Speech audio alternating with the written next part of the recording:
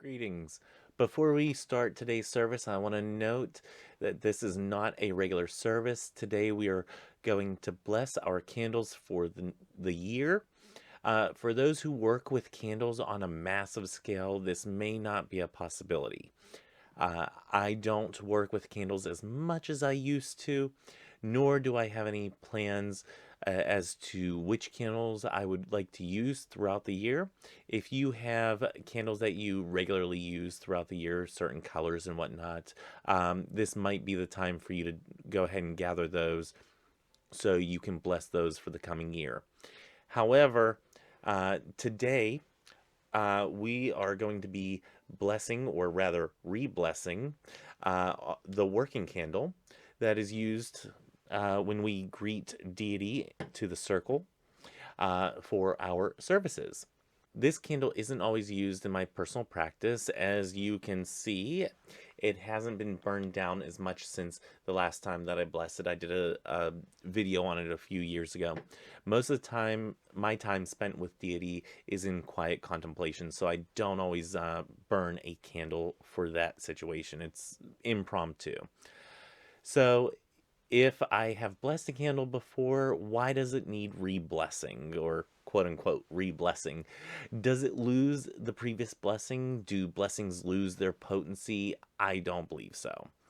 When something is blessed and consecrated, it doesn't lose its blessing over time unless it is defiled.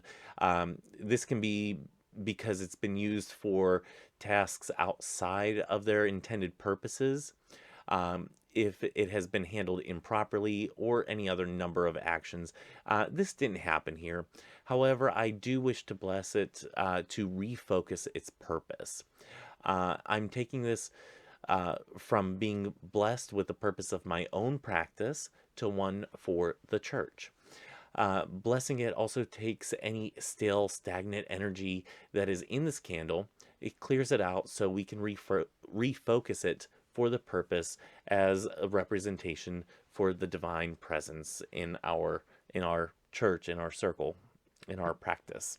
If you choose to bless your working candle along with me, take a moment to gather the necessary items. You will need your candle, some water, some salt, and your intention. This would be the time that you ground, center, get yourself in that state of focused for your intention and whatnot. I made a similar video on this in the past, but we are going to focus a little more at the concept of this day, a focus for us in the season of Imbolc for the rest of the year while we use this candle, and what this salt and water mean at a deeper level. We are also not going to be celebrating communion in this service. Rather, we're going to be celebrating it during our regularly scheduled service. And now I'm going to move to today's announcements to give you time to gather any supplies if you wish to follow along. I have already mentioned this in a post on YouTube in a previous video. However, I wanted to mention it again for anybody that is strictly watching these videos. I am moving the regularly scheduled services to the second Sunday of the month. This is due to the fact that the videos are released as a premiere on YouTube. My military weekends usually fall on the first weekend of the month, and I want to make sure that I'm present during the premiere so we can have a discussion if need be during the service. I think this change will be sure to have myself present if others at the premiere wish to have a discussion. I also wanted to reiterate a health issue that I'm still having. So I try not to make it obvious in videos. However, there may be times for now that you may see me wince from a little bit of pain. I am consulting with doctors regarding this, but prayers and workings are always welcome. This also means that my focus at times will need to be on my own healing, my own well-being, and may be focused away from video and blogging productions for the time being. The last item of note for today is that this church experience, as we are building, is a growing project. If you have any input on how to make this a better experience, please leave a comment down below. And if you're on the blog, you can leave a comment on those as well. Those comments are open sections for you. And then this concludes today's announcements. So if you're doing this ceremony with me, hopefully you have your supplies. If not, you can come back later to follow along. I do encourage people to do the ceremony either on Imbolc or in the season of Imbolc. So, within the next, month or so, due to its significance, which we will go through towards the end of the video. Before we get into that, we're going to make holy water and discuss the significance of the ingredients used. Now, there is more than one way to make holy water. The quick and easy way is with intent. For that, you can just open your jar, pray a psalm into the jar or the bottle of water, and then cork it and you're good. This is pure energy work, and I find from my practice that the more traditional combination of salt and water with prayer and intent works better for me. This can be used to anoint, cleanse, or bless. It's basically the Swiss Army knife of my practice. For the salt, for some people, salt by itself and its very nature is cleansing. While this in part is true, there's also much more to it. It is because of the other attributes of salt that I incorporate prayer with the salt. Salt is the connection to the earth. So it has been used for trading as a spice for a long time. At one time, it was one of the most precious commodities in the world. It was used in the preservation of food, which made it so valuable. In this sense, it is not only our connection to the earth, but a sustaining element for our ancestors. There are scriptural references in both the Old and New Testaments to salt as an agent of cleansing, covenants, and seasoning. Christ says to be the salt of the earth.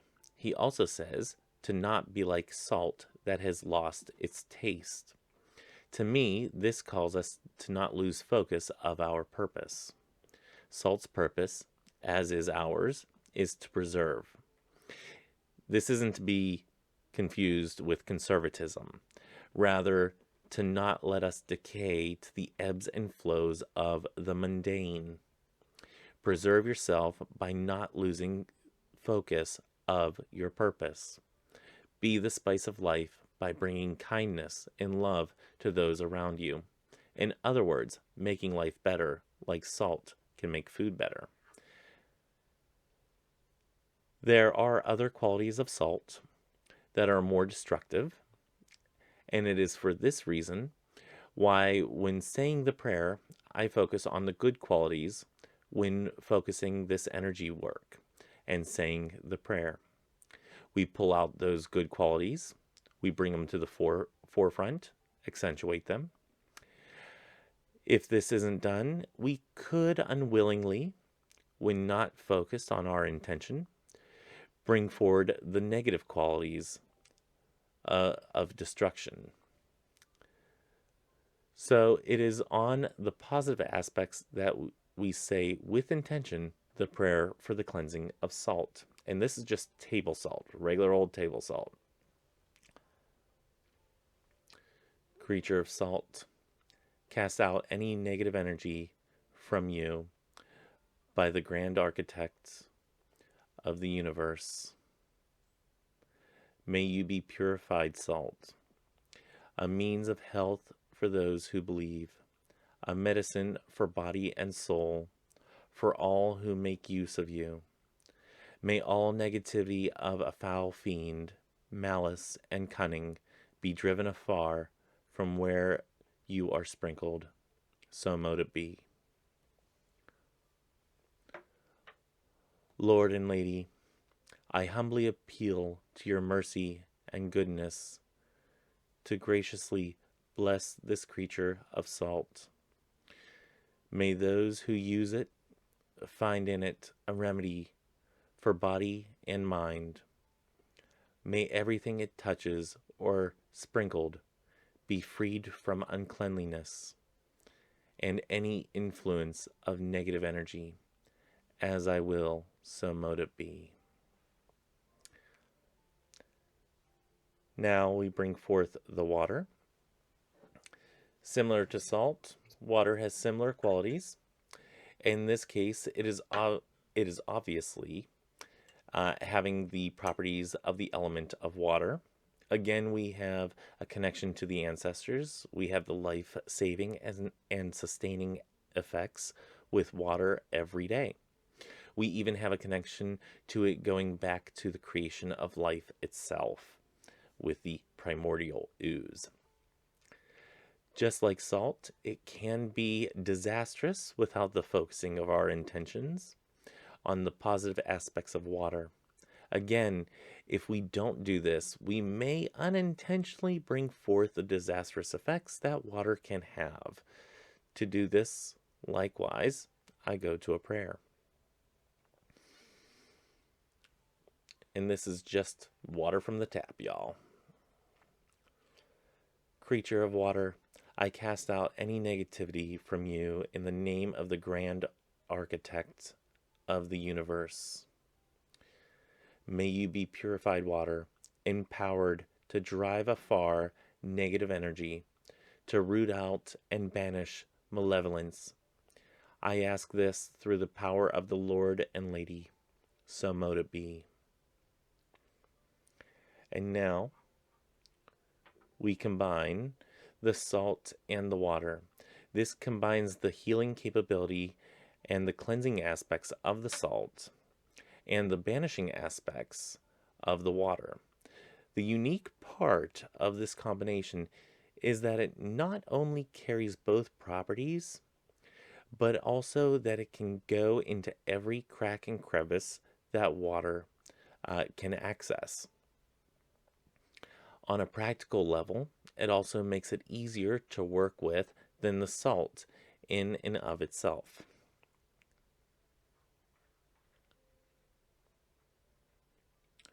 First, we do a prayer over both the salt and the water.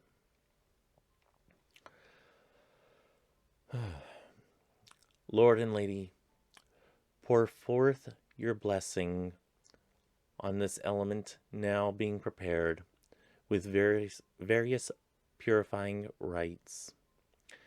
May this creature of yours, when used in your mysteries and endowed with your grace, serve to cast out negativity and banish disease. May everything this water sprinkles in the homes and gatherings of the faithful be delivered from all that is unclean and hurtful. Let no breath of contagion hover there, no taint of corruption. Let all the wiles of malevolence come to nothing. By the sprinkling of this water, may everything opposed to safety and of the occupants of these be banished, so that in calling on your holy names, they may know the well-being they desire and be protected from every peril. As I will, so mote it be. Now we take the salt and we pour it into the water. Since I have a small lip here, I'm going to just take a pinch and put it in there at a time. And we have a prayer for that too. Lord and Lady, be with me. Grand Architect of the universe, source of irresistible might and ruler of the pleroma, the ever-glorious conqueror, who restrains the force of adversaries, silencing the uproar of their rage, and valiantly subduing their wickedness in awe and humility. I beg you, I regard with favor this creature of salt and water, to let the light of your kindness shine upon it, and to hallow it with the dew of your mercy, so that wherever it is sprinkled, and your holy name is invoked, every assault of an unclean spirit may be baffled, and all dread be cast out. To us who entreat your mercy, grant that your holiness be with me wherever I may be. As I beseech, so mote it be. Now, whenever you're done with that, I usually cork it or put my thumb over the mouth of it and just make sure that it's well mixed in there. The salt will naturally dissolve into the water. And then you have holy water. And you also have holy salt that you can be using for other things if need be. Okay. Now we have the holy water prepared. We are now ready to turn our attention to the candle or the candles that we are blessing. The candle, and you can't see that, the candle not only provides light and heat, it has a deeper meaning as well. The first is the connection that we again have to the ancestors, since they have been used since time immemorial, at least in some way, shape, or form. With the candle, we have the combination of every element when it is lit. Blessing it during this time of the year, we are calling forth the warmth and light that will come into the spring and summer. I don't always have a prayer whenever I'm anointing a candle. However, for this one's purpose, I think it is more fitting to have one, as it is the representation of the divine presence.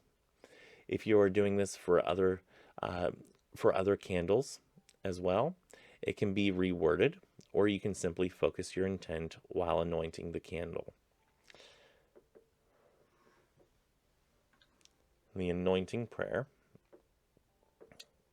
is, my help is in the name of the grand architect of the universe, who made heaven and earth. Lord and Lady, be with me in this moment of working. Jehovah and Sophia, emanations of the grand architect of the universe, bless this candle at my request. Endow it with your holy presence. Bless it from on high.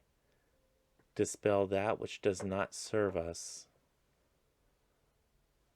Let the blessing received from the Holy Cross be so effectual that wherever it is lighted, you are present. And as you can see here, I'm anointing it. I don't know if you can tell, I am anointing it with crosses, because that's what I use as a blessing. I'm anointing the sides, the 4 directions, with crosses. And then on the top, I like to go in a clockwise motion, anointing that. And since this is burned down a little bit, if you have a new candle, not so big of a deal. But I want to be sure to do across here, and I want to get a little bit inside there in the well, and then blessing the wick as well. Now, with this candle anointed, I wish you a blessing of peace and love as you go through this season of Imbolc. May you be well and go in peace. Blessed be.